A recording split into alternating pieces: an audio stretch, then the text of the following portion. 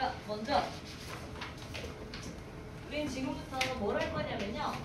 최종적으로는 반도체에 대한 이야기를 할 거예요. 그 전에 반도체는 고체죠? 그쵸?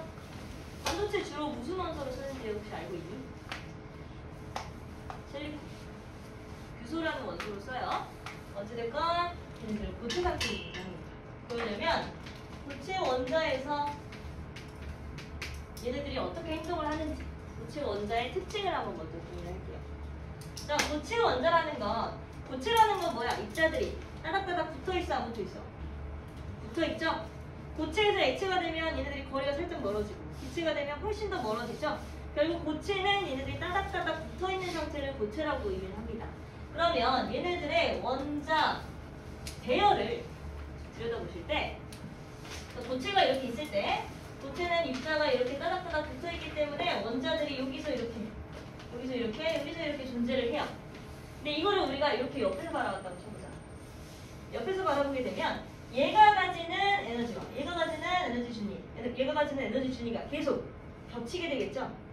무슨 말이냐면 이렇게 원자핵이 있을 때 원래 그냥 1차원의 2D 상태에서 우리가 이 원자를 들여다보면 원자핵과 전자가 가지는 이렇게 에너지 준위가 이런 식으로 그려질 거야. 근데 이걸 우리가 이쪽 방향에서 모든 원자들을 살펴본다면 모든 고체 원자들을 여기서 이렇게 바라본다면 얘네들은 원자핵 그리고 전자의 레벨, 원자핵, 전자의 레벨, 전자의 레벨 이런 식으로 얘네들의 에너지 띠가 어떻게 될까? 에너지가 띠가 되어 형성이 되겠죠? 원자핵을 중심으로 얘네들이 가지는 에너지 준위, 즉 전자 뭐라고 해야 돼? 뭐라고 하더라? 전자 껍질, 맞아. 전자 껍질이 계속 이렇게 겹쳐져서 나타나겠죠? 그쵸? 고체 원자는 전자 껍질들이 이렇게 겹쳐져서 나타나는 특징을 가지고 있어요. 결국 여기서부터 여기까지 얘네들이 뭘 형성하냐면 띠를 형성합니다. 띠를 형성해요. 띠를 형성한다는 게 무슨 뜻이냐면 여기에도 전자 있을 수 있고요. 좀만 더 올라가면 여기에 전자 있을 수 있고요. 여기에서 조금만 원래는 여기에서 요만큼의 에너지를 받아야 했던 것들이 여기에서 요만큼의 에너지만 받고도 얘네들 건너뛸 수 있게 된다는 거야. 결국 도체, 반도체 이런 친구들은 요 에너지 띠 사이의 간격이 훨씬 더 좁아져서 훨씬 전도가 잘 되는 상태가 된다라는 게 고체 원자의 특징입니다. 자, 그래서 고체 원자는 어떻게 생겨먹었냐면 먼저 이렇게 띠 하나가 있을 거고요. 이렇게 띠 하나가 있을 거예요. 그 다음에 얘네들이 에너지를 더 받아서 훨씬 더 멀리 날아갈 수 있는 전도띠로 갈 수도 있습니다. 얘를 이쪽 띠라고 볼게요. 그리고 얘를 원자가띠라고 이야기를 할게요. 원자가띠 무슨 말인지 알지? 원자 가장 바깥쪽에 있는 띠. 여기에서 조금만 더 에너지를 주면 얘네들이 전도가 가능한 전도띠로도 갈 수 있다는 게 고체 원자의 특징입니다. 얘가 원자가띠. 그리고 얘는 그냥 그 아래 띠. 그리고 전도띠. 이런 식으로 생겨먹은 게 고체 원자예요. 어찌됐건 간에 전자는 원자가띠에 있을 수 있어 없어? 있죠? 전도띠 위에 있을 수 있어 없어? 에너지를 충분히 받으면 전도띠 위로 올라갈 수 있어요. 그 다음에 여기서도 마찬가지로 전자 있을 수 있어 없어? 있죠? 근데 요 사이에는 전자 있을 수 있어 없어? 없어요. 아까 이야기했던 그 에너지 준위가 불용속적이다라는 의미가 무슨 뜻이었어? 얘네들이 1에서 3만큼 가야 되는데 이만큼의 에너지를 가지고는 절대 위로 올라갈 수 없다고 그랬지? 그러니까 결국 이 T와 T 사이에 T 간격에 해당하는 공간에는 절대로 전자가 있을 수 없습니다. 그래서 원자가띠와 전도띠를 우리가 전자가 있을 수 있는 허용된 띠라고 부르는 거고요. 그 다음에 띠 간격은 전자가 있을 수 없는 불허용된 띠 이렇게 하게 돼요. 이런 거들. 어찌됐건 여기에는 절대 전자가 있을 수 없어요. 이해되지? 그리고 전자는요 같은 원자가띠라도 요거 하나 에너지 레벨 다르죠? 요거 하나 에너지 레벨 사실 다르죠? 그냥 겹쳐져 보이는 것, 겹쳐져 있을 뿐이야. 그렇죠? 그렇기 때문에 여기 있는 전자와 여기 있는 전자가 가진 에너지도 어떨까? 다른 거예요. 그 에너지는 위로 올라갈수록 높아집니다. 중요해. 같은 원자까지라도 전자가 어디에 있는지에 따라서 에너지는 달라질 수 있다는 거야. 알겠죠? 어찌됐건 고체 원자는 이런 식으로 생겨나고 있습니다. 그러면 대표적으로 고체에 해당하는 고체, 반도체, 그 다음에 절연체, 전혀 전기 전도성이 없는 절연체. 이렇게 세 가지를 기술해볼 거예요. 세 가지를 고체 원자 에너지 T로 한번 나타내 볼 거예요. 먼저 도체는요, 전기가 잘 통해 안 통해? 도체 잘 통해 안 통해요? 잘 통하죠? 전기가 잘 통한다는 건 무슨 뜻일까? 전자가 잘 움직인다는 거야? 덜 움직인다는 거야? 잘 움직일 수 있다는 거겠죠. 에너지를 받으면 잘 움직일 수 있는 게 도체 상태의 물질들이에요. 결국 도체 상태의 에너지 물질들은 에너지 T가 어떻게 생겨먹었냐면 여기에 원자가 T가 있으면 바로 그 위에 원소 T가 있을 수도 있어요. 결국 T 간격이 거의 존재해 안 해? 존재 안 하죠? T 간격이 거의 존재하지 않은 상태를 우리가 도체라고 이야기를 합니다. 추가적으로 문제가 어떻게 나오냐면 얘가 전도띠라고 줘놓고 여기에 하나 전도띠를 더 줘요.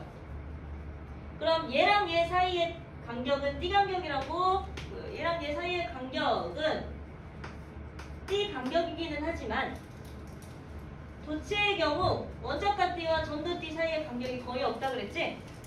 그치? 그쵸? 그렇기 때문에 여기를 T 간격으로 보면 돼? 안 돼? 안 돼요. T 간격이긴 한데 여기가 완벽한 좀 정확한 T 간격이라는 거야. T 간격이 거의 없는 상태가 도체 상태의 물질입니다. 그 다음에 절연체 가볼게요. 절연체. 절연체는요, 전기가 잘 통해 안 통해?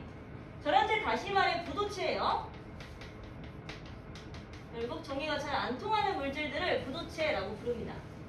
얘네들은요, 원자가 T가 이렇게 있을 때 전도띠가 어디로 가 있을까? 그렇지. 엄청나게 위에, 즉 전도띠랑 원자가 T 사이의 T 간격이 어떨까? 너무 높아버리면 얘네들은 절연체라고 부릅니다. 너무 높다는 게 무슨 뜻이야? 전자가 이만큼의 에너지를 줄 거야. 이만큼의 에너지를 줄 건데 도체 상태의 물질들은 당연히 전자 이동 가능하죠. 전자 이동 가능하지만 절연체는 가능해? 불가능해? 불가능하죠? 그래서 전기가 잘 안 통하는 물질은 절연체. 이렇게 T 간격이 그려져 있으면 절연체 물질입니다.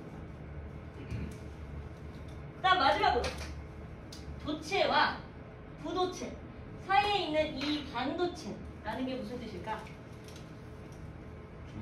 그렇지. 중간 간격이 있다는 거야. 자, 똑같이 원자가 T가 이렇게 있고 절연체의 전도띠가 이렇게 있을 때 반도체의 경우 전도띠는 도체보다는 어떨까요? 넓고 부도체보다는 좁겠죠? 결국 얘네들의 전도띠는 얘와 얘 사이의 T 간격만큼을 가지는 겁니다. 얘가 반도체예요.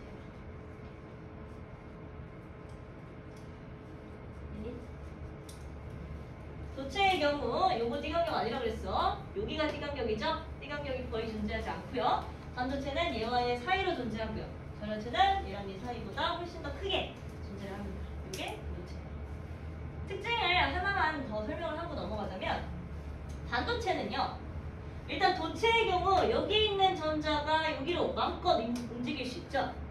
여기 있는 전자가 여기로 마음껏 움직일 수 있고 또 마음껏 움직일 수 있어. 결국 이 물질 내에서 돌아다니는 자유전자가 얘네들을 자유전자라고 부르죠.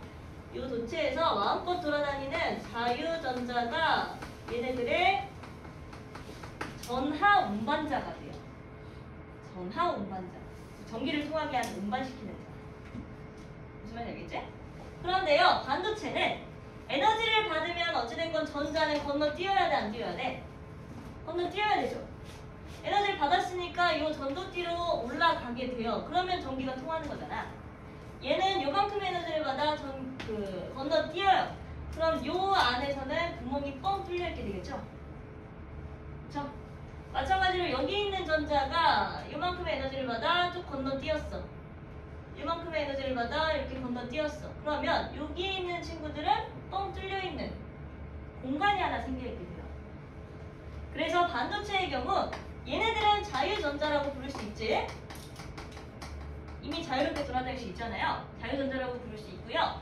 여기에서 전자가 빠져나간 이 빈 공간을 우리는 뭐라고 부르냐면 상대적으로 플러스 전하를 띠는 빈 공간이다라고 해서 양공이라고 불러요. 그래서 반도체 내에서의 전하 운반자는 자유전자와 양공 두 가지입니다. 얘도 마찬가지로 전하 운반자 역할을 하게 될 거예요. 조금 이따 다시 볼게요. 그 다음에 전원체의 경우는 뭐 아무것도 없겠죠. 됐어? 마지막으로 한 가지만 더 정리하자면 에너지라는 거는 빛도 가능하지만 온도도 에너지일 수 있겠죠. 즉 열에너지도 에너지잖아요. 그렇죠? 열에너지를 받으면 온도는 높아지죠. 얘네들에게 온도를 높여줘 보게 되면 나타나는 현상까지도 한번 정리합시다. 일반적으로 온도를 높여준다는 얘기는 에너지를 주는 거야, 안 주는 거야? 주는 거죠. 에너지를 주니까 얘네들은 건너뛸 수 있어, 없어? 잘 건너뛸 수 있게 되겠죠. 결국 요 반도체와 전원체의 경우 온도를 높여주게 되면 전도성이 훨씬 증가하는 게 사실입니다. 전원체의 경우도 온도를 많이 높여주게 되면 이 띠간격을 훨씬 넘어서는 에너지를 줄 수 있게 돼요. 그런데요, 도체의 경우만 온도를 높여주게 되면 얘네들이 여기서 무슨 일을 일어나게 하냐면 너무 온도가 높다 보니까 충돌하는 게 많아져. 전자들끼리 충돌하는 게 많아져. 그러다 보면 저항이 훨씬 더 커지죠. 저항이 커지면 전도성은 오히려 어떻게 될까? 낮아지겠죠. 그쵸? 저항이 훨씬 커지니까 전류는 훨씬 덜 흐르잖아요. 그래서 전도성은 도체의 경우만 낮아지고 전도성은 온도를 높여주면 일반적으로 반도체와 전원체의 경우 전도성이 높아집니다. 여기까지가 중요합니다. 됐어? 됐니? 자, 문제 한번 볼게요. 152쪽 152쪽에 9번 문제 한번 풀어보세요.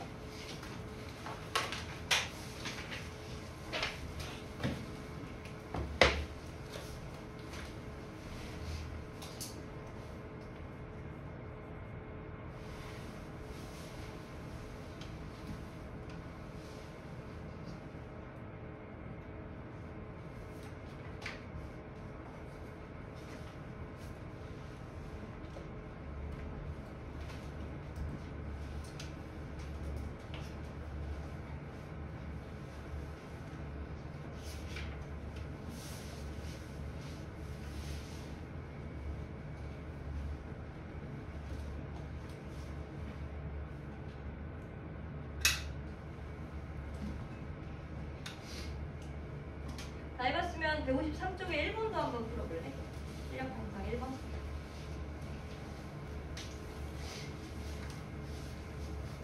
이런 게 이제 대표적으로 나오는 문제들이에요.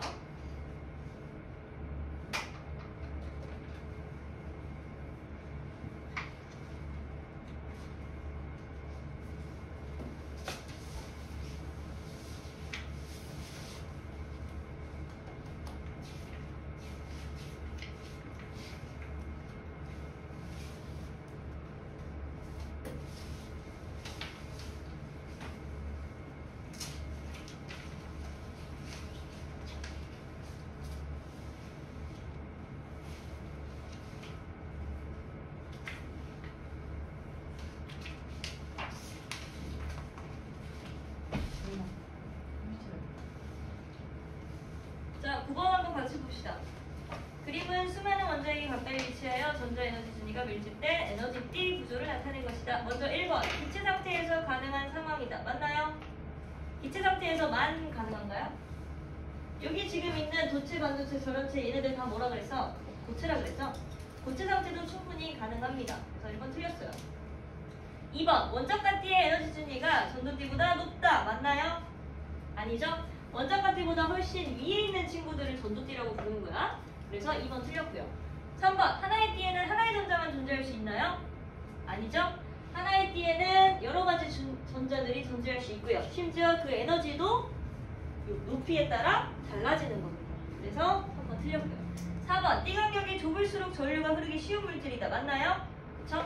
좁을수록 전류가 흐르기 훨씬 쉽다. 도체의 경우 훨씬 쉽죠? 4번 맞고요. 자, 5번 원자과 T의 전자과 T 간격의 절반에 해당하는 에너지를 흡수하면 전도 T와 원자과 T 사이에 존재한다. 맞나요? 아니죠? 에너지 준위는 불연속적이어서 절대로 그 가운데에 해당하는 에너지를 주면 뛰어 올라갈 수 없습니다. 5번 틀렸어요. 그 다음에 오른쪽에 1번 가는 도체, 반도체, 절연체 중에 뭐야? 절연체죠? 나는요?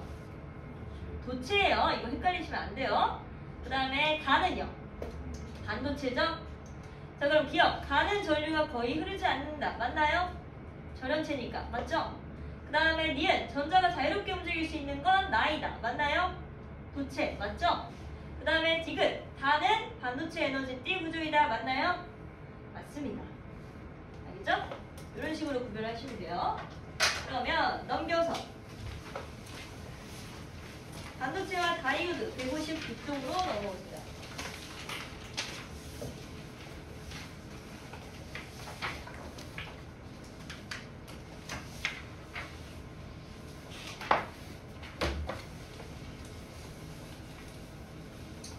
결국 우리가 하고 싶은 건 뭐냐면 반도체에 대해서 배우는 거야. 반도체.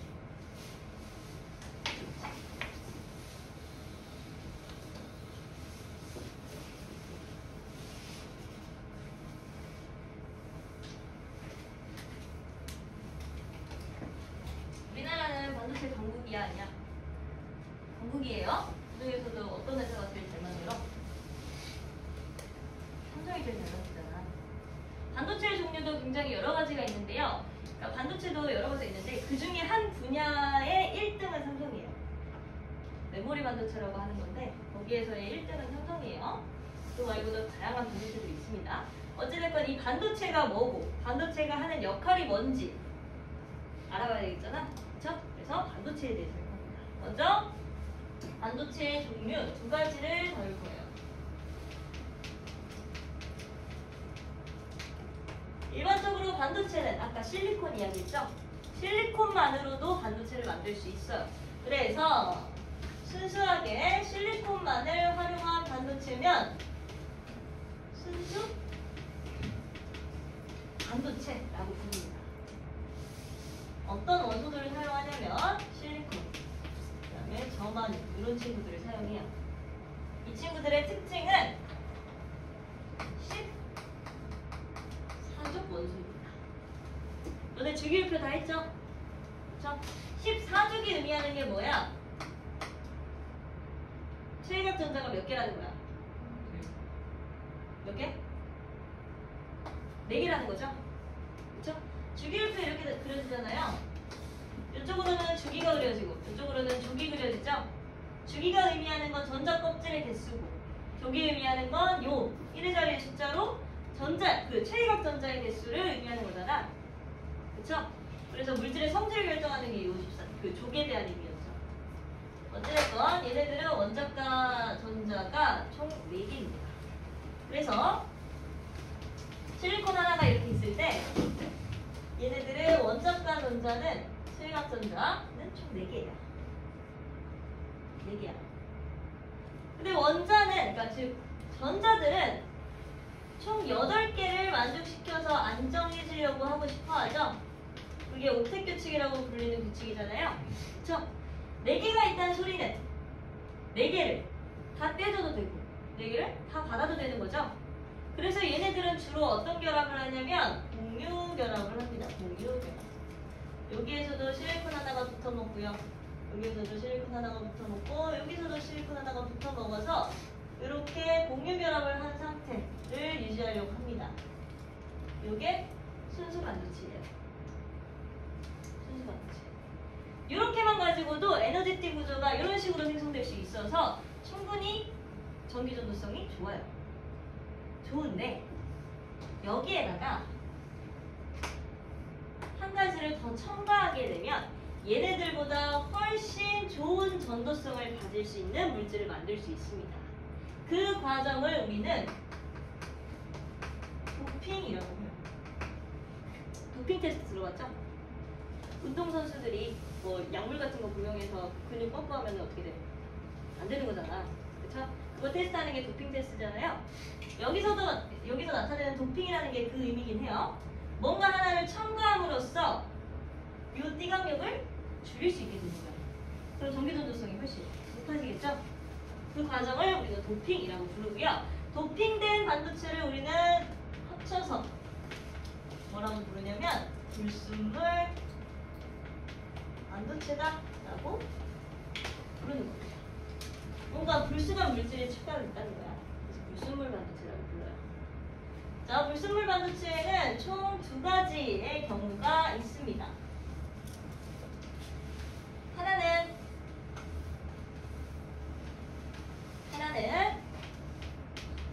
P형이라고 부르는 친구고요. 하나는 N형이라고 부르는 반도체. 이렇게 두 가지가 대표적인 불순물 반도체에 해당해요. 자, P형은요, 요 실리콘 원소가 있는 순수 반도체에다가 어떠한 원소를 첨가하면 되는 거냐면 금소라든지 알루미늄. 얘네들 혹시 몇 쪽 원소인지 알고 있니? 3쪽? 조금 더, 뭐 3쪽? 그래. 3족은 우리 금소랑 알루미늄 아니죠? 13족에 있죠? 13족에 요 3이 의미하는 게 뭐야? 최외곽전자죠? 그쵸? 최외곽전자가 3개 있는 친구들을 도핑을 시키면 P형 반도체가 됩니다. 어떤 방식으로 얘네들이 결합하냐면요. 가운데 금소가 있고, 실리콘이 있고, 실리콘이 있고, 실리콘이 있어요. 자, 실리콘은 원자과 전자가 일단 총 4개씩 있으니까 양 옆에다가는 뺄게요. 금소는요, 원자과 전자가 몇 개 있어? 3개 있죠? 그러니까 얘랑 하나 결합하고, 얘랑 하나 결합하고, 얘랑 하나 결합해서 남는 곳이 하나 어때? 뻥 뚫린 곳이 하나 생겨버리죠? 그쵸? 요 뻥 뚫린 곳을 우리가 아까 뭐라고 불렀냐면 상대적으로 전자보다 플러스 전하를 띄고 빈 공간이다 라고 해서 양공이라고 부르는 겁니다. P형 반도체는 이 양공이라는 걸 이용해서 전하들을 운반해요. 즉 전자가 여기로 쏙 들어갔다가 옆으로 가고, 여기로 쏙 들어갔다가 옆으로 가고, 이런 식으로 만든다는 거야. 이 양공이 들어가게 된 반도체는 P형 반도체입니다. 이 P가 의미하는 게 뭐냐면 포지티브예요. 포지티브. 플러스라는 거지. 그 다음에 이 N이 의미하는 건 네거티브예요. 네거티브여서 어떤 원소들을 도핑하냐면 금소라든지 얘는 생소할 거야. 금소를 인이지. 인이라든지 하는 몇 쪽 원소들? 15족 원소들을 도핑하게 되면 얘네들은 N형 반도체입니다. 마찬가지로 15족이라는 건 원자과 전자가 5개라는 거지. 그러니까 결국 가운데에다가 인 하나를 도핑했다고 쳤을 때 실리콘, 실리콘, 실리콘, 실리콘 이런 식으로 결합을 하게 되면 얘네들은 4개는 전부 결합을 하는데 쓰고 남은 하나는 어떻게 돼? 남은 전자 하나는 그냥 자유 상태로 존재하겠죠? 그렇죠? 얘네들이 돌아다님으로써 전도성을 띠게 하는, 즉 자유전자를 전하 운반자로 가지는 친구들을 N형 반도체라고 부릅니다. 무슨 말인지 알겠죠? 13종 원소를 도핑했으면 무슨 형 반도체라고? P형 반도체. 15종 원소를 도핑했으면 N형 반도체다 라고 볼 수 있는 거 있죠? 그래서 P형 반도체와 N형 반도체의 경우 순수 반도체보다도 훨씬 전기 전도성이 어떨까? 좋아요. 좋아요. 전기 전도성이 좋다는 거. 띠 간격이 훨씬 어떻게 된다는 걸 뜻해? 훨씬. 띠 간격이 훨씬 좁아진다는 걸 뜻하죠? P형의 경우 어떻게 좁아지냐면요. 이렇게 원자가 띠가 있고 이렇게 원자가 띠가 있어. 그리고 여기에 전도띠가 있는 상황에서 여기에 전도띠가 있는 상황에서 P형의 경우 얘네들은 양봉이라는 친구가 하나 더 들어왔잖아요. 이 양봉이 어디에 띠를 지어 형성하게 되냐면 요 원자권 띠보다 훨씬 더 위에 뭔가 하나를 도핑한 거니까 에너지 준위가 훨씬 높아지는 거고요. 여기에 공간이 하나 생겨서 이렇게 띠를 형성하게 됩니다. 그럼 무슨 일이 일어나냐? 여기 있던 전자가 이 빈 공간으로 들어갈 수 있어 없어? 있게 되겠죠? 여기 있던 전자가 이 빈 공간으로 잠깐 들어갔다가 이만큼의 에너지만을 받고 더 올라갈 수 있겠죠? 그러니까 애초에 처음 이렇게 있었던 상황보다 어떻게 된 거야? 전도성이 훨씬 좋아진 거지. 마찬가지로 N형의 경우 얘네들은 자유전자 하나가 돌아다니는 거기 때문에 상대적으로 여기에 전자가 형성되어서 띠를 지어 있게 돼요. 그럼 이 전자의 입장에서 전자가 일단 이 전도띠로 올라가기만 하면 전기전도성이 있다라고 볼 수 있는 거지. 요 전자가 이쪽으로 이동을 해도 전도성이 생기는 거고요. 여기 있던 전자가 이 전자가 올라간 구멍을 또 채우려고 들어가도 전기전도성이 생기는 거예요. 그러니까 애초에 있던 띠간격보다 훨씬 더 어때? 줄어드는 효과를 가졌죠? 그래서 상대적으로 순수 반도체보다 불순물 반도체의 경우 전기전도성이 더 좋아지는 겁니다. 됐니? 자, 문제 한번 봅시다. 166쪽에 5번 문제 한번 풀어보세요.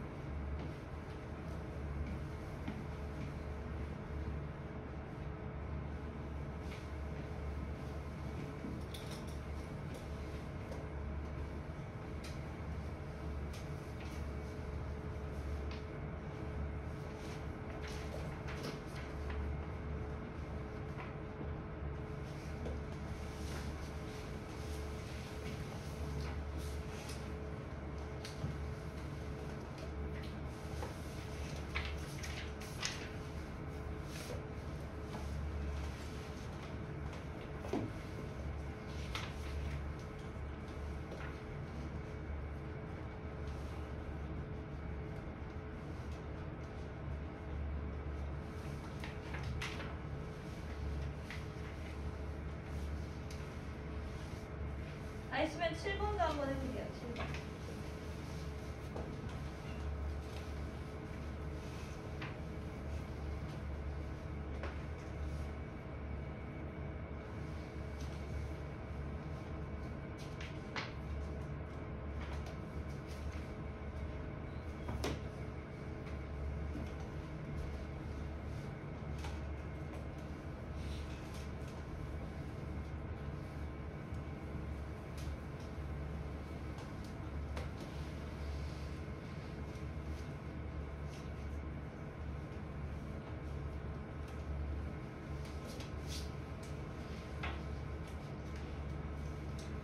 자, 5번에 1번부터 한번 봅시다.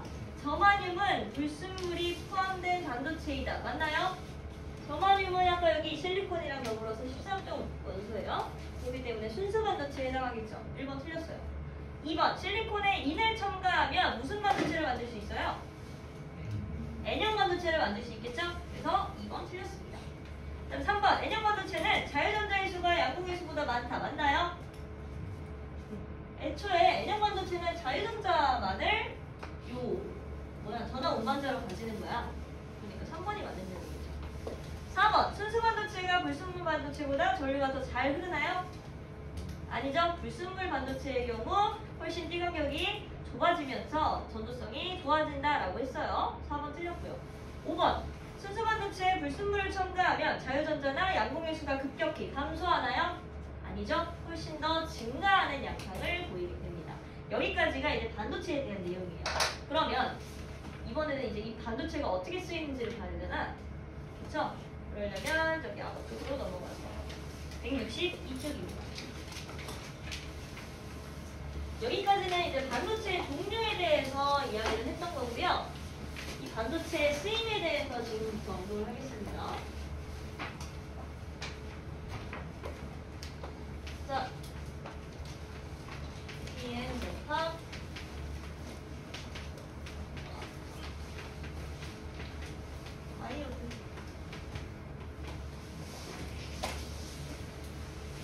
일반적으로 이 반도체는 하나로 쓰이지 않아요.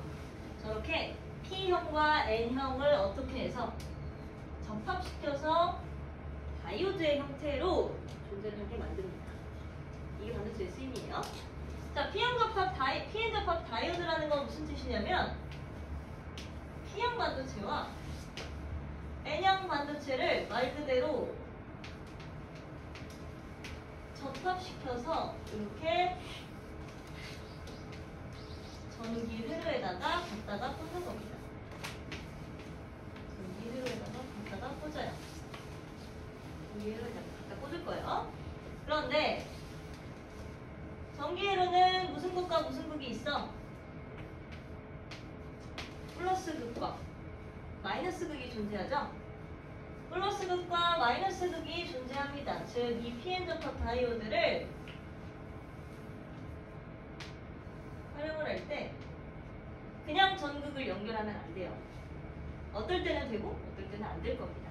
이 상황을 두 가지로 나눠서 보겠습니다. 이렇게 플러스와 마이너스, 플러스와 마이너스. 볼게요. 자, 먼저 P형 다이오드는 P형 반도체는 아까 전화 운반자가 양공이라고 그랬어. 자유전자라고 그랬어.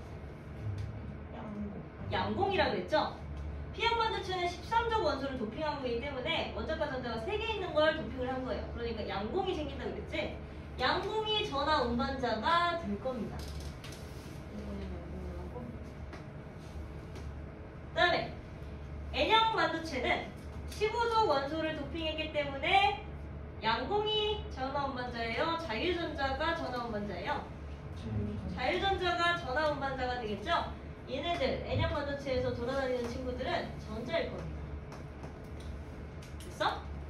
이 상황에서 P형과 N형 반도체를 이렇게 연결하고 P형 쪽으로 플러스, N형 쪽으로 마이너스를 한번 연결을 시켜볼게요. P형 쪽으로 플러스를 연결을 했다는 건 무슨 뜻이냐? 여기 있는 플러스 친구들이 여기에 와서 같다라고 생각하시면 편하겠죠? 원래는 전자가 움직이긴 하지만 무슨 말인지 알겠지? 그리고 마이너스 쪽이 이렇게 연결되어 있다는 건 N형 쪽으로 마이너스 극 쪽이 달려들어서 여기에 형성됐다라는 걸 뜻하는 거기도 하겠죠? 됐어? 자, 이 상황에서 양공의 경우 상대적으로 플러스야 마이너스야? 상대적으로 플러스죠? 마이너스가 아니니까 플러스예요. 그렇기 때문에 플러스가 이쪽에서 다가와. 그럼 이 양공들은 어디로 움직이려고 할까? 얘랑 붙어 먹으려고 할까? 아니죠. 멀어지려고 하겠죠? 얘네들은 멀어지려고 해서 N형 쪽으로 움직이게 된 거예요. 그 다음에 자유전자들은 여기에 이렇게 전자들이 가까이 다가왔기 때문에 자유전자들은 마찬가지로 요 전자로부터 멀어지려고 할까? 붙으려고 할까? 멀어지려고 하겠죠. 결국 얘네들은 P형 쪽으로 이렇게 움직이려고 합니다. 그러다 보면 이 P형과 N형 사이에 이 접합되는 면, 여기를 이제 접합면이라고 부를 건데 이 접합면에서 양공과 자유전자는 만날 수 있어 없어? 얘는 얘 때문에 이쪽으로 오고 얘는 얘 때문에 이쪽으로 왔어. 그럼 이 접합면에서 얘네들 만날 수 있어 없어? 만날 수 있게 되겠죠. 만날 수 있다는 게 무슨 뜻이야? 양공으로 전자가 쏙 들어가서 양공으로 전자가 쏙 들어가서 나갈 수 있다라는 걸 뜻하는 거지. 결국 전기가 통해 안 통해? 통해요. 이 경우 전기가 통합니다.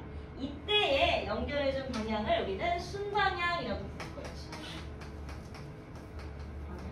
즉 순방향의 경우 이렇게 플러스가 다가오고 마이너스가 다가와서 접합면 쪽으로 양공과 자유전자가 만나게 되면서 전기가 흐르는 경우 순방향이다라고 부를 거예요. 그럼 반대로 이번에는 요 P형 쪽에다가 마이너스 극을 연결했고 N형 쪽에다가 플러스 극을 연결을 해봤어. 똑같이 한번 해봅시다. N형 쪽으로는 플러스가 다가가서 여기에 형성될 거고 마이너스가 P형 쪽으로 다가가서 이렇게 형성되겠죠? P형의 전하 운반자는 양공이야 자유전자야? 양공입니다. N형의 전하 운반자는 양공이야 자유전자야? 자유전자죠? P형 왼쪽에 지금 마이너스가 형성됐어요. 즉 전자들이 다가왔어요. 그럼 양공은 어디로 가고 싶어 할까요? 얘네들이랑 붙어먹고 싶어 해? 멀어지려고 해? 붙어먹으려고 하겠죠? 그러니까 얘네들은 이쪽 방향으로 이동을 하려고 합니다. 자유전자의 경우 플러스 극이 여기에 다가왔어. 그럼 얘네들은 어디로 이동하고 싶어 해? 그렇지. 얘네랑 붙어먹고 싶어 하겠죠? 그러면서 요 자연스럽게 요 P형과 N형 사이 접합면에서는 자유전자와 양공이 만날 수 있어 없어? 없게 되는 거겠죠? 자유전자와 양공이 만날 수 없게 되면서 이때의 경우 전류는 절대로 흐르지 않아요. 이 방향을 아까는 순방향이라고 부르는 거고 이번에는 역방향이라고 부르는 겁니다. 역방향으로 연결될 경우 절대로 요 Pn-접합 다이오드에서의 전류는 흐르지 않아요. 왜 순방향이라고 부르는 거냐면 P형을 아까 뭐라 그랬어? 포지티브라고 했지? N형은 네거티브라고 했죠? 상대적으로 플러스, 마이너스로 인식을 하는 거예요. 플러스가 플러스랑 연결되어 있으니까 순방향인 거고 마이너스랑 마이너스 연결되어 있으니까 순방향인 거야. 근데 플러스가 마이너스랑 연결되어 있으니까 역방향이고 마이너스가 플러스랑 연결되어 있으니까 역방향이라고 부르는 거예요. 따라서 다이오드의 경우 순방향, 역방향 중에 언제만 전류가 흐른다? 순방향의 경우만 전류가 흐른다라고 보시면 돼요. 그래서 결국 이 극을 바꿔주니까 전류가 안 흘렀잖아. 극을 다시 연결을 해주면 전류가 흐르는 거죠. 이 작용을 우리가 뭐라고 부르냐면 정류 작용이라고 부르게 되는데 다이오드는 Pn-접합 다이오드는 이 정류 작용을 함으로써 전류를 무조건 한 방향으로만 흘려주게 하는 역할을 합니다. 그게 반도체 역할입니다. 정류작용은 전류를 한 방향으로만 보내줄 뿐더러 극을 바꿔주면 전류 안 흐르고 다시 딸깍 하고 연결하면 전류가 흐르죠. 그래서 이 정류작용은 다시 말해 스위치 작용이라고 볼 수도 있습니다. 스위치 작용이라고 볼 수도 있어요. 극을 잠깐 바꿔주기만 하면 얘네들이 전류가 안 흘러버리는 거잖아. 그렇죠? 그런 특징을 가지고 있기 때문에 주로 뭐 전자제품에 많이 쓰입니다. 이런 스위치 작용을 좀 할 수 있게. 나중에 회로 공부하게 되면 이 다이오드 많이 만날 거야. 어찌됐건 정류작용을 하는 게 Pn-접합 다이오드의 역할이다라는 거 좀 기억해 주시면 돼요. 그리고 우리가 이 다이오드가 전류가 한 방향으로 움직이는 거잖아. 전류가 한 방향으로만 흐르는 거잖아요. 그래서 다이오드의 회로 기호를 어떻게 쓰냐면 화살표에 조금 영감을 받아 이런 식으로 회로 기호를 나타냅니다. 우리 전구의 회로 기호는 어떻게 해? 이런 식으로 쓰잖아. 그런 것처럼 다이오드가 연결되어 있다를 나타낼 때 이런 식으로 활용을 하고요. 결국 전류는 이쪽에서 이쪽으로만 흐른다라고 보시면 되는 거예요. 무슨 말인지 알겠지? 자, 문제 한번 풀어볼게요. 167쪽에 8번 한번 풀어보세요.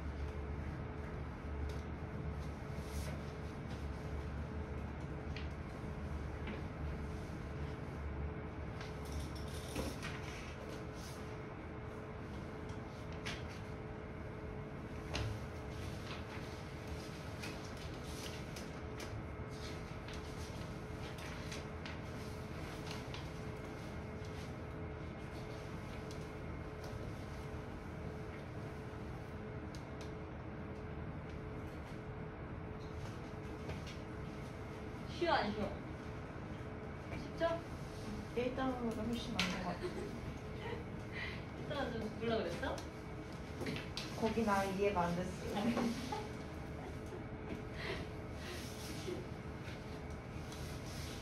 이 다음부터 재밌어. 진짜 재밌어. 일단은 문제에서 그렇지. 자, 했어요? 자, 8번의 기억부터 볼게요. 일단 다는요, 다이오드가 이런 식으로 연결되어 있고 전극이 어떻게 연결되어 있어? 전지가 여기서 플러스, 여기서 마이너스 이런 식으로 연결이 되어 있죠? 그쵸? 다이오드는 이쪽 방향으로만 전류를 흐르게 만든다는 거야. 그러면 당연히 어디가 P고 어디가 N이겠어? 여기가 P고 여기가 N인 거야. 전류의 방향은 플러스에서 마이너스잖아요, 무조건. 그쵸? 그러니까 순방향으로 연결될 때만 다이오드가 작동을 한다면 전류가 이렇게 연결되어 있을 때 당연히 이쪽이 P고 이쪽이 N인 거야. 그래서 가의 경우 전류 흘러 안 흘러? 흘러요. 흐르죠? 순방향이니까 흐르고요. 나의 경우는요? 역방향이니까 안 흐르죠? 그래서 기억, 가와 나에서 모두 전류가 흐른다. 맞나요? 아닙니다. 가에서만 흐르고요. 니은, 다이오드는 양공의 이동에 의해서만 전류가 흐르나요? 아니죠? 접합면 쪽으로 양공과 자유전자가 모두 이동을 함으로써 이렇게 건너뛰고 하면서 전류가 이동하는 거지. 그래서 니은은 틀렸고요. 디귿, 다이오드는 정류회를 이용할 수 있나요? 그쵸? 전류를 한 방향으로만 흘려주게 하는 역할을 우리가 정류작용이라고 부르는 거고요. 이 정류작용을 하는, 즉 스위치 역할을 하는 친구가 다이오드다, 반도체다 라고 생각하시면 돼요. 됐어? 추가적으로 이거 하나 더 볼게요. 지금까지는 우리가 이렇게 전극이라는 건 직렬 연결을 한 거랑 똑같은 거잖아. 직렬 연결을 한 거잖아요. 직류를 연결한 거잖아요. 그쵸? 그런데 이번에는 교류를 한번 연결해 볼게요. 교류라는 건 무슨 뜻이냐면 시간에 따라 극이 자꾸 왔다 갔다 하는 거야. 시간에 따라 극이 어떻게 왔다 갔다 하냐면 이런 식으로 왔다 갔다 하는 거예요. 즉 플러스 마이너스 이렇게. 무슨 말인지 알겠지? 자, 이 상황에서 교류를 연결해준 다이오드의 상황에서 교류라는 건 플러스 마이너스 이렇게 바뀌는 거지. 하나를 플러스, 요렇게를 플러스라고 지정해 봅시다. 요렇게를 플러스라고 지정을 해볼게요. 그럼 마이너스는 자연스럽게 이게 뒤바뀐 형태겠지? 플러스로 지정을 했을 때 전류는 흘러 안 흘러? 흐르죠? 다이오드가 이렇게 연결되어 있으면 P형, N형이니까 당연히 전류 흐릅니다. 이 경우 전류 흐를 수 있어요. 그런데 갑자기 마이너스 쪽으로 바뀌면서, 즉 극이 완벽하게 바뀌었어. 극이 바뀌었다는 건 무슨 뜻이야? 마이너스가 여기, 플러스가 여기 있다는 거지? 그럼 이 상황에서 전류는 흐를 수 있게 돼요? 안 흐를 수 있게 돼요? 못 흐릅니다. 그러니까 이 상황에서는 전류가 절대로 흐를 수 없어요. 다이오드가 연결되어 있지 않고 그냥 저항만 연결되어 있다면 어느 상황이든 무조건 전류 흐르죠? 그쵸? 그래서 여기 있는 전류들이 전부 기록이 될 거야. 근데 다이오드의 경우 하나만 흐르고 나머지는 흐르지 않게 되니까 다이오드의 전류 기록에는 이런 식으로 표현해요. 책에 있어요. 뭐냐면 163쪽에 한번 보시면 교류를 흘러주었을 때 다이오드가 회로에 섞여 들어가 있다라고 한다면 무조건 한 방향으로만 전류가 흐를 수 있게 되는 겁니다. 무슨 말인지 알겠죠? 무슨 말인지 알겠지? 교류를 연결했을 때는 이렇다는 거야. 됐어? 여기까지가 Pn-잡합 다이오드에 대한 내용이고요. 이걸 가지고 인간은 발광품을 하나 만들었습니다. 발광 다이오드. 한글보다 영어가 더 친숙할걸요? LED. 이 다이오드의 역할을 가지고 발광하는 다이오드를 만든 거예요. 그걸 우리가 LED라고 부르는 거고요. LED의 약자는 라이트, 일렉트로 다이오드 이런 거 알겠지? 어찌됐건 발광 다이오드는 이 다이오드를 활용하는 거다라고 보시면 돼요. 자, 어떻게 활용하느냐? 일단 빛이 난다는 건 전류가 흐른다는 거야, 안 흐른다는 거야? 전류가 흐른다는 거죠? 전류가 흐르려면 순방향이어야 돼, 역방향이어야 돼? 순방향이어야 합니다. 얘가 P 그리고 얘가 N이라면 순방향으로 전류가 흘러야 되기 때문에 플러스랑 플러스, 마이너스랑 마이너스 순방향으로 순방향으로 연결되어야 돼요. 이 상황에서 발광, 즉 빛이 어떻게 되는 거야? 방출되는 거예요. 빛이 방출되어 우리가 눈으로 볼 수 있게 되면 이건 발광 다이오드로 쓰이는 겁니다. 빨간색 빛, 우리 리모컨에 빨간색 빛 있잖아요. 그거 다 이 발광 다이오드가 심어져 있기 때문이에요. 어떻게 빛을 내는지 봅시다. 먼저 아까 P형 다이오드는요. P형 다이오드는 원자과 띠와 전도띠가 이런 식으로 있을 때 원자과 띠와 전도띠가 이런 식으로 있을 때 P형 다이오드는 양공을 전하 운반자로 가지죠. 그렇죠? 양공은 에너지띠가 이런 식으로 나타내어져서 그려진다고 이야기했었습니다. 얘가 P형 다이오드예요. P형 반도체. N형 반도체는요. 원자과 띠와 전도띠가 이런 방식으로 존재할 때 얘는 자유전자를 전하 운반자로 가지기 때문에 자유전자는 어디에 띠를 지어 이룬다고 했어? 여기 전도띠 바로 아래 자유전자가 띠를 지어 이루게 된다고 했었죠? 얘가 N형 반도체예요. 그럼 결국 이 P형과 N형 반도체를 접합시켰다는 건 P형과 N형 반도체를 접합시켰다는 건 뭘 뜻하는 거냐면 얘랑 얘를 연결을 해서 이렇게 얘가 이쪽 방향으로 내려갈 수 있게 만들 수 있었다는 거예요. 무슨 말인지 알겠어? 그러니까 전자가 가진 에너지를 방출시킴으로써 전자는 어떻게 할 수 있다고 그랬어? 전이할 수 있다고 그랬지? 바로 아래 에너지띠로 내려갈 수 있다고 그랬죠? 얘네가 지금 가질 수 있는 에너지띠는 여기서부터 여기까지잖아. 그쵸? 얘가 전자가 빛을 방출시킴으로써 이렇게 전이를 하고 이렇게 전이를 하고 이렇게 전이를 하게 되면 결국 얘와 얘 사이 즉 이 간격에 해당하는 값만큼 빛이 어떻게 되는 거야? 방출되는 거야.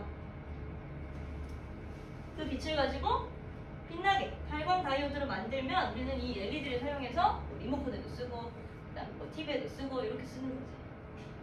그래서 발광 다이오드는 다이오드를 순방향으로 연결하고 순방향으로 연결했다는 건 결국 이 자유전자가 가진 에너지를 방출시킴으로써 양공으로 떨어지는 걸 의미하는 거지. 자유전자가 양공으로 떨어지면서 방출하는 에너지가 빛이 되어 나타나는 걸 발광 다이오드라고 부른다는 거예요. 무슨 말인지 알겠어? 무슨 말인지 알겠죠? 그냥 피해조법 다이오드라면 이런 스위치 작용을 한다고 보시면 되고요.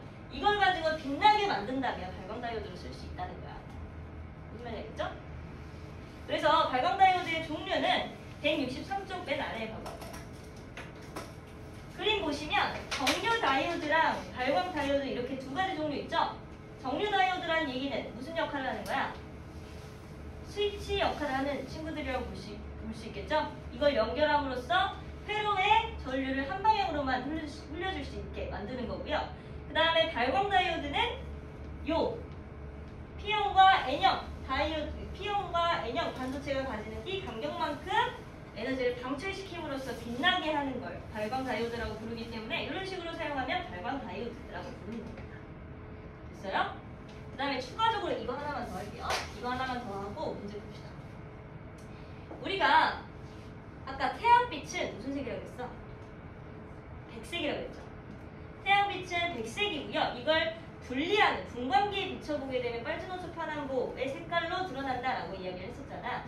그렇죠? 그러니까 백색이라는 건 무슨 뜻이냐면 색깔을 전부 합친 형태예요. 그리고 우리가 빛의 가장 기본적인 빛의 삼원색, 빛의 근원이 되는 세 가지의 색깔에 대해서까지 언급을 하고 오늘 이 시간 마칠게요. 빛은 모든 색을 합쳤을 땐 백색이었어. 근데 가장 기본이 되는 세 개의 색깔이 있다는 거야. 색깔이 이렇게 세 가지가 있다. 빨간색, 레드, 그린, 블루 이렇게 세 가지를 합쳐서 빛의 삼원색이라고 불러요. 가장 기본이 되는 색깔이기 때문에 얘네 세 개만 합쳐도 결국 이 색깔은 무슨 색이 될까? 흰색이 돼요. 전부 합치면 흰색이 되는 건 맞는데 이게 기본이 되는 색깔들이기 때문에 이 세 개만 합치더라도 얘는 흰색의 색깔을 띠게 됩니다. 중요한 건 이거야. 빨간색과 그린색을 합치게 되면 무슨 색이 나타날까요? 빨간색과 그린색을 1대1의 정확한 비율로 합쳐버리게 되면 여기에서 나타나는 색깔은 있으면 정리해주세요. 책이 없을 거야. 노란색이죠. 그 다음에 요건 상대적으로 쉬워요. 그린색이랑 초록색이랑 블루, 청색을 섞게 되면 요 사이에서 나타나는 색깔은 무슨 색이 될까요? 청블루색. 얘는 청록색이라는 색깔로 드러나게 됩니다.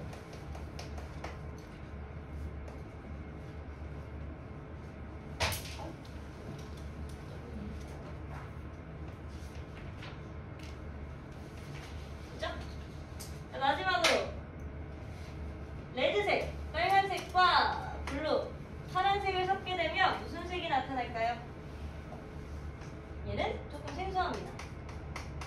자홍색이 나타나요. 약간 보랏빛을 띠면서 약간 빨간빛을 띠는 자홍색이 나타나요. 이걸 왜 하냐면 여러분들 나눠드린 프린트 한번 펼쳐보세요. 오늘 나눠드린 프린트.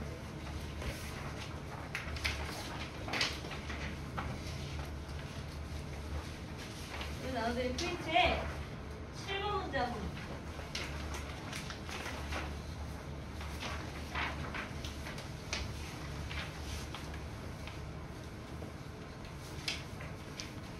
결국 뭘 하는 거냐면 다이오드는 스위치 역할을 한다고 그랬잖아. 전류를 흘려줄 수도 있고 안 흘려줄 수도 있어요. 그 상황에서 빛을 섞어보았을 때 무슨 색이 나타나는지 그거에 대해서 문제를 주로 얘기를 한다는 거야. 자, 7번 문제 한번 볼게요.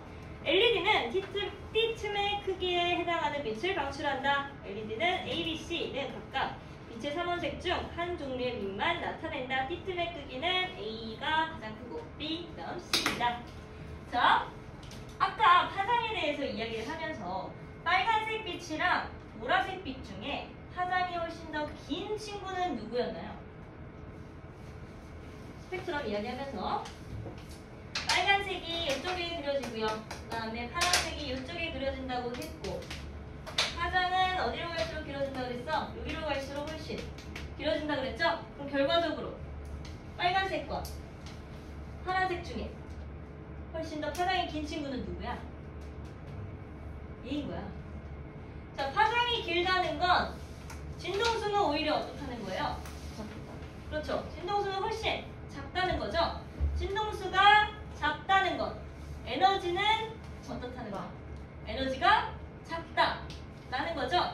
그럼 띠틈의 크기만큼, 띠 간격만큼 에너지를 낼 건데 띠틈의 크기가 가장 크다는 것. 진동수가 어떤 빛을 낸다는 거야? 반대로 해볼까? 띠틈의 크기가 작다는 것. 에너지를 적게 방출한다는 거지. 에너지를 적게 방출한다는 건 진동수가 작다는 거지. 그쵸? 진동수가 작다는 건 파장이 길다는 거지. 그럼 결과적으로 빨간 빛의 경우 훨씬 띠틈의 크기가 어때요? 가장 작은 거야. 무슨 말인지 알겠어? 헷갈려요? 빨간색의 경우 띠틈의 크기, 요 크기만큼 지금 빛을 내는 거잖아. 그쵸? 그럼 진동수는 누가 제일 커요? 띠틈의 크기가 훨씬 큰 친구들이 진동수가 가장 크죠? 진동수가 크다는 건 파장이 어떻다는 거야? 파장은 얘가 훨씬 크고 얘가 훨씬 크다는 거지? 그쵸? 파장이 긴 게 빨간색이었잖아. 그쵸? 그럼 띠틈의 간격이 가장 작은 게 무슨 색? 빨간색. 띠틈의 간격이 훨씬 큰 게 무슨 색? 파장이 훨씬 짧은 파란색. 그 가운데 있는 게 누구? 그린, 초록색. 이런 거야. 그래서 띠틈의 크기가 A, B, C 순으로 크다라는 건 무슨 뜻이야? 누가 A야? 띠틈의 크기가 가장 큰 거. 그치? 파란색이 A라는 거고요. 그 다음에 B는 누구야? 그린색이라는 거고요. C는 레드색이라는 거예요. 그런 식으로 적어주시면 되겠죠. 이 상황에서 문제 한번 같이 풀어볼게요. 자, 실험 과정 가. 얘가 A고요. B, C. 우리 A, B, C가 뭔지 너가 알아냈죠?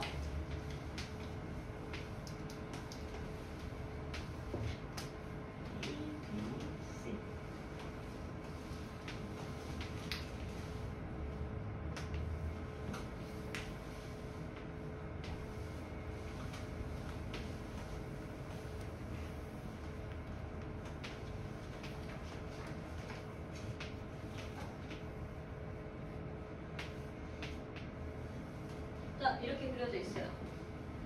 무슨 다이어드인지 모르게 이렇게 되고 B의 경우 여기가 X라네요. 자, 우리 색깔별로 그냥 한번 나타냅시다. 아까 띠틈의 크기가 가장 큰 A는 무슨 색이라고 그랬어? 그렇죠. A가 지금 파란색이다 라고 이야기를 했고요. 그 다음에 C가 가장 띠틈의 간격이 짧기 때문에 좁기 때문에 무슨 색이라고 그랬어? 빨간색. 빨간색이라고 그랬죠? 그럼 C가 빨간색이고요. B는 무슨 색? B는 그린색이라고 볼 수 있습니다. 자, 그럼 실험 볼게요. 일단 나의 실험은 스위치를 닫고 조명장치의 색을 관찰한다 라고 되어 있어요. 우리는 아직까지 얘네들이 P형인지 N형인지 모르기 때문에 전류가 흐르는지 안 흐르는지도 몰라. 그리고 실험 결과를 보셔야 돼요. 나의 경우 조명장치의 색 나와 있어 안 나와 있어? 안 나와 있죠? 그럼 다의 경우 보세요. 다의 실험은 뭐냐면요. 스위치를 열고 전지의 방향을 반대로 바꾼다. 즉 요거를 반대로 바꿨대요. 얘를 반대로 바꿨으니까 얘는 마이너스 플러스 이런 식으로 연결되어 있다는 소리겠죠? 이런 식으로 연결이 되어 있을 때 조명장치의 색깔이 무슨 색이었다는 거야? 자홍색이라는 거야. 자홍색이라는 건 뭐랑 뭐가 섞였다는 거야? 빨간색이랑 파란색이 섞였다는 거겠죠? 결국 이렇게 다이오드를 연결하게 되면 뭐랑 뭐만 작동한다는 거야? 빨간색이랑? 그렇지. 파란색만 작동한다는 거예요. 그럼 얘랑 순방향이려면 여기가 무슨 형이어야 되겠어? N형이어야 되겠고요. 얘도 마찬가지로 여기가 N형이어야 되겠죠? 얘는요? P형이어야 되겠고요. 얘는 P형이어야만 합니다. 자, 마지막 라의 경우 봅시다. 다에서 스위치를 열고 B의 방향을 반대로 바꾼 후 다에서 스위치를 열고 B의 방향을 반대로 바꿨대. 그럼 B의 방향을 반대로 바꿨으니까 X가 여기에 위치하게 되겠죠? 반대로 바꿨대. 그랬을 때 나타나는 조명장치의 색깔은 무슨 색이에요? 백색이래요. 백색이라는 게 무슨 말이야? 다 섞였다는 거지? 얘랑 얘가 다 섞였다는 거예요. 결국 얘를 바꿨을 때에 나타나는 반도체에는 얘랑 순방향이어야 하니까 X가 무슨 형이었다는 거야? X가 P형, 얘가 N형으로 연결이 되어 있다는 거예요. 무슨 말인지 알겠지? 자, 그럼 기억. A는 파란색 빛을 내는 LED이다. 맞나요? 그쵸? 띠틈의 간격을 이용해서 파란색이라는 거 확인했고요. 그 다음에 니은 X는 N형 반도체이다. 맞나요? 아니죠. X는 P형 반도체다라는 것까지 알아냈고요. 마지막으로 디귿. 기억은 초록색이다. 자, 기억은요. 헷갈리시면 안 돼. 나의 실험 결과예요. 나의 실험 결과. 나의 상황은 뭐야? 애초에 이것도 바뀌지 않았고요. 애초에 얘도 바뀌지 않았죠? 그럼 다시 돌려봐야겠네. 얘가 바뀌지 않았으니까 여기가 플러스 마이너스고요. 여기가 X였다고 하네요. X는 P형이다 라는 것까지 알아냈어요. 그럼 나의 실험 결과 나타난 색깔은 무슨 색이야? 그렇죠. 뭐 하나만 작동하는 거야? B 하나만 작동하는 거예요. 그렇기 때문에 기억은 초록색이다. 맞는 내용이겠죠. 이런 식으로 문제 자주 나옵니다. 무슨 말인지 알겠죠? 그러면 시간이 조금 남아있는데 문제 풀고 갈래요? 아니면 일찍 보내줄까? 일단 숙제 가봅시다.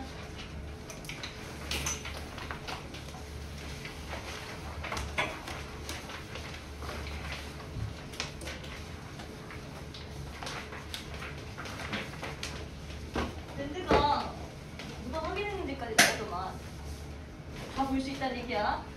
안 보면 내가 쏟아낸다. 맞지? 자, 일단 지난 시간에 했던 단원 테스트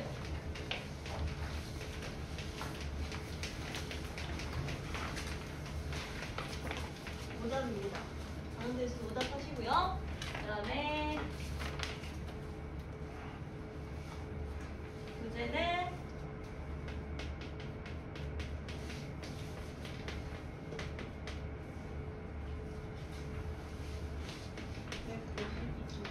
그 다음에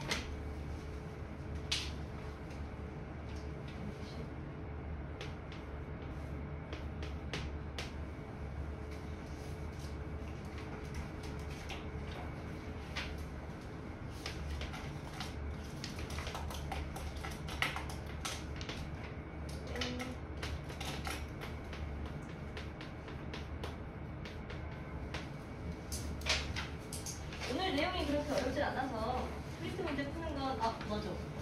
프린트물 지난 시간에 했던 내용도 있죠? 10번부터 몇 번까지? 16번? 그리고 1번부터 3번까지.